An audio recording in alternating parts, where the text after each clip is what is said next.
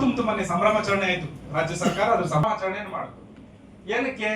ನಮ್ಮ ಅಂಗನವಾಡಿಗಳಲ್ಲಿ ಗರ್ಭಿಣಿಯರಿಗೆ ಈ ರೀತಿಯ ಸೌಲಭ್ಯವನ್ನು ಕೊಡೋದ್ರಿಂದ ಮಗುವನ್ನ ನಾವು ಸದೃಢವಾದ ಆರೋಗ್ಯವಂತ ಮಗು ನನ್ನ ದೇಶಕ್ಕೆ ಬರ್ಲಿ ಎನ್ನುವ ಯೋಚನೆ. ಇವತ್ತು ವಿಕಲಚೇತನ ಮಕ್ಕಳು ನೋಡ್ತಾ ಇದೀವಿ, ಪಲ್ಸ್ ಪೋಲಿಯೋ ಎಲ್ಲ ಮಾಡ್ತೀವಲ್ವಾ? ಯಾಕೆ ಹೇಳಿ ಪಲ್ಸ್ ಪೋಲಿಯೋ ಹಾಕೋದು?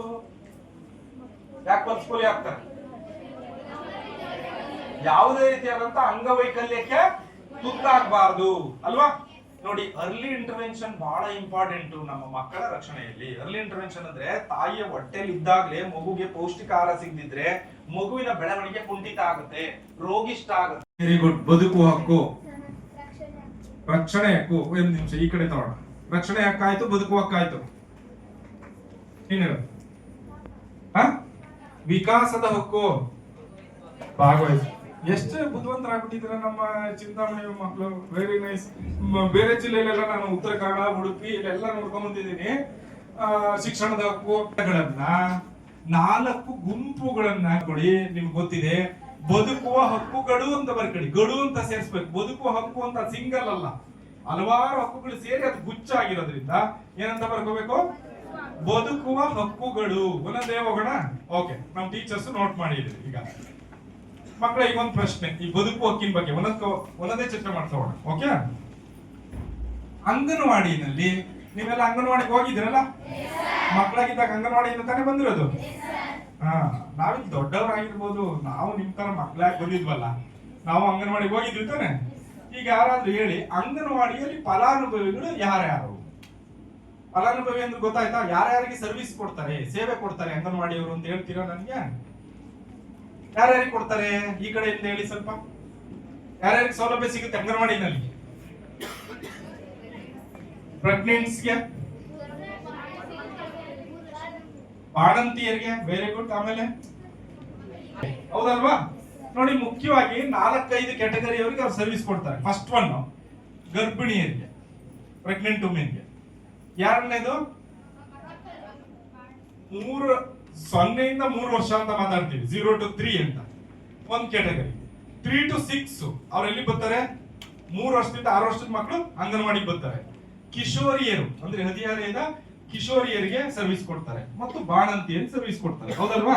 ಈಗ ನನ್ನ ಅದರಲ್ಲಿ ಒಂದು ಉಪ ಪ್ರಶ್ನೆ ನಿಮ್ಗೆ ಏನಪ್ಪಾ ಅಂದ್ರೆ, ಪ್ರೆಗ್ನೆಂಟ್ ವುಮೆನ್ಗೆ ಏನ್ ಸೌಲಭ್ಯ ಕೊಡ್ತಾರೆ? ಟೀಚರ್ಸ್ ಯಾರಾದ್ರೂ ಹೇಳ್ಬೋದಾ? ಪ್ರೆಗ್ನೆಂಟ್ ವುಮೆನ್ಗೆ ಏನ್ ಸೌಲಭ್ಯ ಕೊಡ್ತಾರೆ ಸರ್ ಅಂಗನವಾಡಿ? ನೀವಲ್ಲ ಟೀಚರ್ಸ್. ಊಟ, ಕೂತ್ಕೊಳ್ಳಿ ಸರ್, ಕೂತ್ಕೊಂಡು ಆರಾಮಾಗಿ ಮಾತಾಡಿ. ಇನ್ನೇನ್ ಕೊಡ್ತಾರೆ ಸರ್? ಕಿಟ್ ಕೊಡ್ತಾರೆ, ಎಗ್ ಕೊಡ್ತಾರೆ, ಟ್ಯಾಬ್ಲೆಟ್ಸ್ ಕೊಡ್ತಾರೆ, ಇಂಜೆಕ್ಷನ್ಸ್ ಕೊಡ್ತಾರೆ. ಮಕ್ಕಳ ಸುಮ್ಮನೆ ಇರ್ಬೇಕು, ಕೇಳಿಸ್ಕೋಬೇಕು. Very good. ಡೆಲಿವರಿ ಆಗೋವರೆಗೂ ನಿಯಮಿತವಾಗಿ ಆರೋಗ್ಯ ತಪಾಸಣೆಯನ್ನ ಮಾಡಿ ಸಾಂಸ್ಥಿಕ ಹೆರಿಗೆಗಳನ್ನ ಪ್ರಮೋಟ್ ಮಾಡ್ತಾರೆ. ತಾಯಿ ಕಾರ್ಡ್ ಕೊಡ್ತಾರೆ. ಯಾರು? ಬರೀ ಅಂಗನವಾಡಿಯವರಲ್ಲ, ಅಂಗನವಾಡಿಯಲ್ಲಿ ಆಶಾ ಸೇರಿ. ಆಶಾ ಏನೋ ಮಾಹಿತಿನೇ ಇಲ್ಲ ಅಂದ್ರೆ ನಿಮ್ದು ಹೆಂಗೆ ಮಕ್ಕಳ ಸ್ನೇಹಿ ಪಂಚಾಯತಿ ಆಗತ್ತೆ ಅನ್ನೋ ಪ್ರಶ್ನೆ ಕೇಳಿದ್ರೆ ತುಂಬಾ ಪಂಚಾಯತಿಗಳಲ್ಲಿ ಉತ್ತರ ಇಲ್ಲ. ಕೊಡ್ತಾ ಇದ್ರಲ್ಲ ಮಕ್ಕಳ? ಓಕೆ, ಈಗ ಇಷ್ಟು ನಿಮ್ ಜೊತೆಗೆ ಟೀಚರ್ಸ್ ತಾವೆಲ್ಲರೂ ಇಲ್ಲಿದ್ದೀರಿ.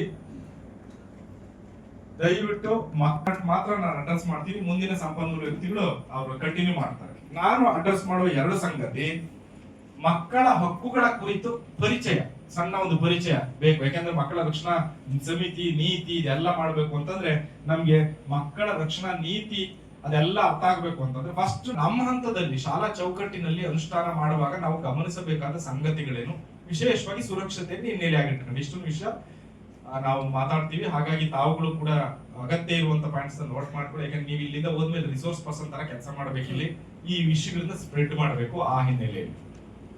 ಓಕೆ, ನಮ್ಗೆ ಜಗತ್ತಿನ ಇತಿಹಾಸವನ್ನ ತಿರುವು ಹಾಕಿ ನೋಡಿದ್ರೆ ಒಂದು ವಿಷಯ ಸ್ಪಷ್ಟ ಆಗುತ್ತೆ. ಏನಪ್ಪಾ ಅಂದ್ರೆ, ಈ ಜಗತ್ತಿನಲ್ಲಿ ನಡೆದ್ರೆ ಎಲ್ಲಾ ಯುದ್ಧಗಳು, ಯಾವುದೇ ಸಾಮಾಜಿಕ ಸಂಘರ್ಷಗಳು, ಕೋಮು ದಳ್ಳೂರಿಗಳು, ಪ್ರಾಕೃತಿಕ ವಿಕೋಪಗಳು ಏನಾದಾಗ್ಲೂ ಕೂಡ 4 ಕ್ಯಾಟಗರಿಯ ಜನ ಬಹಳ ಕ್ವಿಕ್ ಆಗಾದ್ರೆ ಬಲಿಪಶುಗಳಾಗ್ತಾರೆ.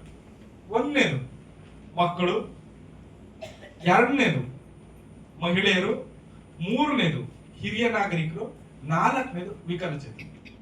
ಗಮನಿಸಿದಿರಲ್ಲ, ಕಳೆದ 2 ವರ್ಷದಲ್ಲಿ ಉಕ್ರೇನ್ ನ ಯುದ್ಧವನ್ನೇ ತೆಗೆದುಕೊಂಡು ನೋಡಿದ್ರೆ, ಹೀಗೆ ನಮ್ಮ ನಡುವೆ ನಾವು ಕಾಣ್ತಾ ಇರೋ ಕಳೆದ 2 ವರ್ಷದಲ್ಲೇನೆ ಮಕ್ಕಳನ್ನ ಗುರಾಣಿಗಳನ್ನಾಗಿ ಮಾಡ್ಕೊಂಡಿದ್ದು ನಾವು ನೋಡಿದೀವಿ. ಆಸ್ಪತ್ರೆಗಳನ್ನ, ನವಜಾತ ಶಿಶುಗಳ ಇದ್ದಿರುವಂತ ಆಸ್ಪತ್ರೆಗಳ ಮೇಲೆ ಬಾಂಬ್ ಹಾಕಿರುವಂತದ್ದನ್ನ ನೋಡಿದೀವಿ. ಒತ್ತೆಯಾಳಗಳನ್ನ ಆಗಿಸ್ಕೊಂಡಿರೋದನ್ನ ನಾವು ನೋಡಿದೀವಿ. ಮಕ್ಕಳನ್ನ ಗುಲಾಮ್ಗಿರಿಗೆ ಬೆಳೆಸ್ಕೊಂಡಿರೋದ್ ನೋಡಿದೀವಿ. ವೇಶ್ಯಾವಾಟಿಕೆಗೆ ಬೆಳೆಸ್ಕೊಂಡಿರೋದನ್ನ ನೋಡಿದೀವಿ. ಅಥವಾ ಇನ್ನಿತರೆ ದುಡಿಮೆಗೆ ಬಳಸ್ಕೊಂಡಿರೋಂಥದ್ದನ್ನ ನೋಡಿದೀವಿ. ಅಂಗಾಂಗ ತೆಗೆದೋದಕ್ಕೆ ಬಳಸ್ಕೊಂಡಿರೋದನ್ನ ನೋಡಿದೀವಿ. ನೋಡಿ, ಈ ಎಲ್ಲಾ ಸಂದರ್ಭದಲ್ಲಿ ಮಕ್ಕಳು ಬಹಳ ಅವರು ಮಕ್ಕಳ ಆಗಿರೋ ಕಾರಣಕ್ಕೆ ಅವರು ದುರ್ಬಲ ವರ್ಗ ಅಂತ ನಾವು ಗುರುತಿಸಿದೀವಿ. ಅವರಿಗೆ ಪ್ರತ್ಯೇಕವಾದಂತಹ ಹಕ್ಕುಗಳು ಬೇಕು. ಅವರಿಗೆ ಪ್ರತ್ಯೇಕವಾದಂತ ನಮ್ಮಂತವ್ರು ಅವರ ರಕ್ಷಣೆ ಮಾಡುವ ಅಗತ್ಯ ಇದೆ ಅಂತ ಜಗತ್ತಿನ ಹಲವಾರು ಕಡೆ ಧ್ವನಿಗಳು ಎತ್ತುತ್ತಾ ಮಕ್ಕಳ ಹಕ್ಕುಗಳ ಪರಿಕಲ್ಪನೆ ಅರಿವಾಗ್ತಾ ಬರುತ್ತೆ. ಹಲವಾರು ಜನ ಧ್ವನಿ ಎತ್ತಿದ್ದಾರೆ. ಬೇಕಿದ್ರೆ ನೀವು ಒಂದ್ ಹೆಸರು ನಾನು ಸುಮ್ಮನೆ ಬರ್ಕೊಂಡಿರಿ, ಎಗ್ಲೈಂಟೈನ್ ಜಬ್ ಅಂತ, ಅದನ್ನ ಗೂಗಲ್ ಮಾಡ್ರಿ, ಯೂಟ್ಯೂಬ್ ಮಾಡ್ರಿ, ಸಿಗುತ್ತೆ. ಆಕೆ ಹೇಗೆ ಮಕ್ಕಳ ಹಕ್ಕುಗಳ ಪರಿಕಲ್ಪನೆಯನ್ನ ಜೊತೆಯಲ್ಲಿ ತೆಗೆದುಕೊಂಡ್ಬಂದ್ಲು ಅಂತೇಳಿ. ಫೈನಲಿ ಮಕ್ಕಳ ಹಕ್ಕುಗಳ ವಿಶ್ವಸಂಸ್ಥೆ ಅರ್ಥ ಆಯ್ತು, ಹೌದಪ್ಪ, ಮಕ್ಕಳಿಗೆ ಒಂದು ಸ್ಪೆಷಲ್ ರೈಟ್ಸ್ ನ ನಾವು ಮಾಡಬೇಕು, ಕೊಡಬೇಕು ಅನ್ನುವಂತ ವಿಚಾರವನ್ನ. ಎಷ್ಟರಲ್ಲಿ, ಯಾವ ಇಸ್ವಿನಲ್ಲಿ ಮಕ್ಕಳ ಕೂಡ ಒಡಂಬಡಿಕೆ ಜಾರಿಗೆ ಬಂತು ಅಂತ ಯಾರಾದ್ರೂ ಹೇಳ್ತೀರಾ? ಸರ್ಕಾರಿ ಶಾಲೆನಾ? Very good. ಹೆಂಗ್ ಗೊತ್ತಾಯ್ತು ನಿನ್ಗಿದು? ಯಾರು ಹೇಳ್ಕೊಟ್ರ ನಿನ್ಗೆ? ಮಿಸ್ ಹೇಳ್ಕೊಟ್ರ? ಹೇಳ್ಕೊಡ್ತಾ ಇದಾರ ಮಕ್ಕಳ ಹಕ್ಕುಗಳ ಬಗ್ಗೆ ಅಂತ ಹೇಳ್ಕೊಡ್ತಾರ ನಿಮ್ಮೆಲ್ಲ ಶಾಲೆಯಲ್ಲಿ? ಮಕ್ಕಳ ಸಹಾಯವಾಣಿ ಸಂಖ್ಯೆ ಡಿಸ್ಪ್ಲೇ ಮಾಡವ್ರ? ಎಷ್ಟು ಮಕ್ಕಳ ಸಂಖ್ಯೆ? Okay, very good. 1098 1098 1098 ಏನ್ ಡಿಫರೆನ್ಸ್? ಡಿಫರೆನ್ಸ್ ಇದೆಯಾ? ಒಂದೇನಾ? ನಂಬರ್ ಒಂದೇ.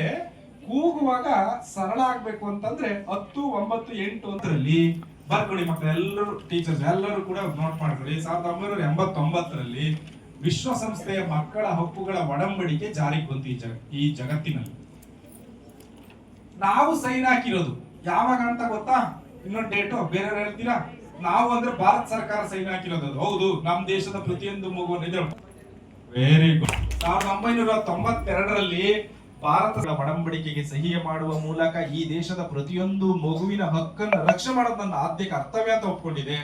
ಆದ್ಮೇಲೆ ನಾನು ನಿಮ್ಗೆ ಹೇಳಕ್ ಬಯಸ್ತೇನೆ, ಈ ಜಗತ್ತಿನಲ್ಲಿ ವಿಶ್ವಸಂಸ್ಥೆ ತಂದಿರುವ ಒಂದು ಒಡಂಬಡಿಕೆಗೆ ಅತಿ ಹೆಚ್ಚು ರಾಷ್ಟ್ರಗಳು ಒಪ್ಪಿಕೊಂಡಿರುವ ಏಕೈಕ ಒಡಂಬಡಿಕೆ, 192 ದೇಶದವರು ಸೈನ್ ಹಾಕಿರುವಂತಹ ಒಡಂಬಡಿಕೆ ಯಾವ್ದಾದ್ರು ಇದ್ರೆ ಅದು ವಿಶ್ವಸಂಸ್ಥೆ ಮಕ್ಕಳ ಹಕ್ಕುಗಳ ಒಡಂಬಡಿಕೆ. ಅಷ್ಟು ಮಹತ್ವ